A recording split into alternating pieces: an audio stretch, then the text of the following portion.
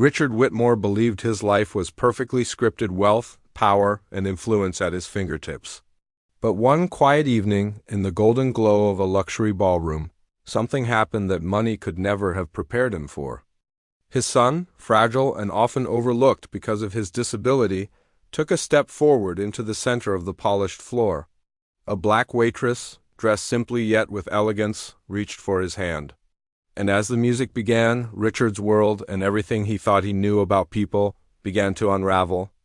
Richard Whitmore was the kind of man headlines followed. Owner of half the city's hotels and a net worth that turned heads. He had grown up in an environment where appearances mattered more than sincerity. He kept his circle tight, polished executives, carefully chosen acquaintances, and if he was honest, people who looked and thought a lot like him. His 9-year-old son, Daniel, had been born with cerebral palsy.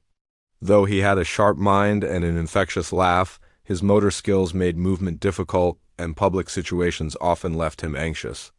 Richard loved his boy fiercely, but in subtle, unspoken ways he had sheltered him from embarrassment.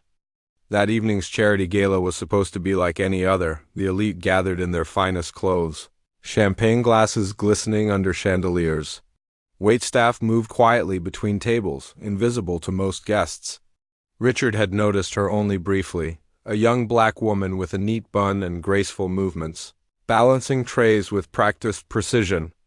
As the orchestra began playing a slow, classic waltz, Richard excused himself to speak with a potential investor. He glanced back to check on Daniel and froze.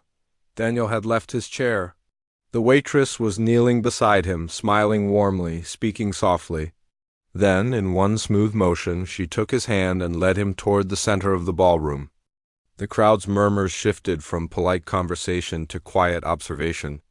All eyes followed the unlikely pair, a small boy in a tailored suit, his gait uneven, and a young woman in a black and white uniform, her steps confident yet gentle.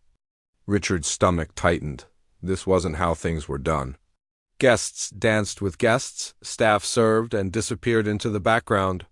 And in his world, boundaries like these were rarely crossed.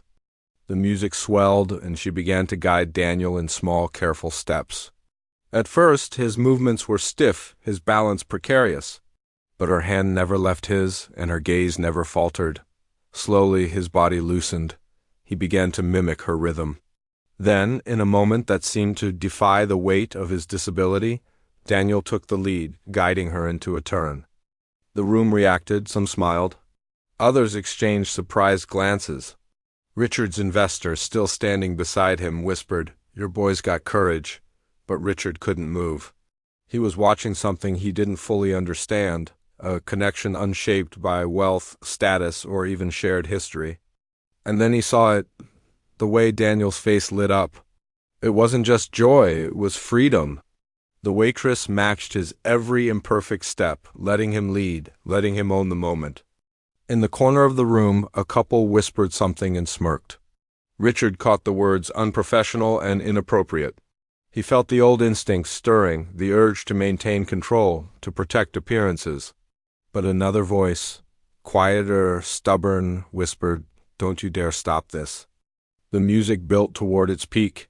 Daniel spun her clumsily, and she laughed. Not the polite laugh of someone humoring a child, but the full, rich sound of someone utterly present. For those few minutes, his disability disappeared.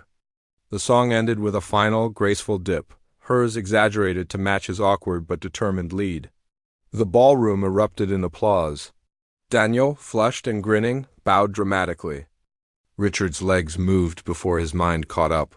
He crossed the room, ignoring the stares. Daniel looked up at him, expecting perhaps embarrassment or scolding. Instead, Richard knelt to meet his son's eyes. "You were incredible," he said, voice rough. Daniel's grin widened. Richard turned to the waitress. Up close, he could see the faint sheen of sweat from her work, the calluses on her hands, and the quiet strength in her posture. "Thank you," he said. She shook her head. "Don't thank me." He led the whole way. It hit him then, how much of his life had been about control, about fitting people into boxes labeled safe, familiar, respectable. And here was a moment that shattered all of that. A young black woman, seen by many in the room as just staff, giving his son something no money could buy: dignity, courage, and joy.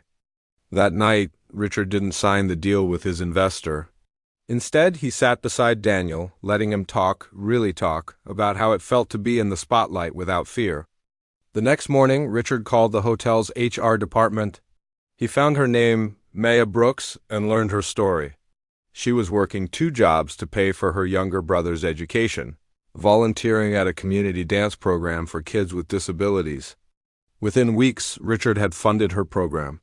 Not as a savior, but as someone who finally understood the quiet, unmeasurable power of human connection. At the next gala, the roles had shifted. Maya wasn't serving tables. She was teaching a dance workshop in the very ballroom where she had first taken Daniel's hand. And this time, dozens of children of all races and abilities filled the floor. For Richard, it was more than just a lesson in empathy. It was a reckoning with the limits of his own world, a reminder that change doesn't always come from grand speeches or big checks. Sometimes it comes from a single song, a pair of clasped hands, and the courage to let go of control. And as he watched his son move across the floor, leading with pride, he thought, if the world could see what I see right now, maybe it would change too. If this story touched your heart, don't forget to like the video, subscribe to the channel, and share it with someone who needs to hear it today.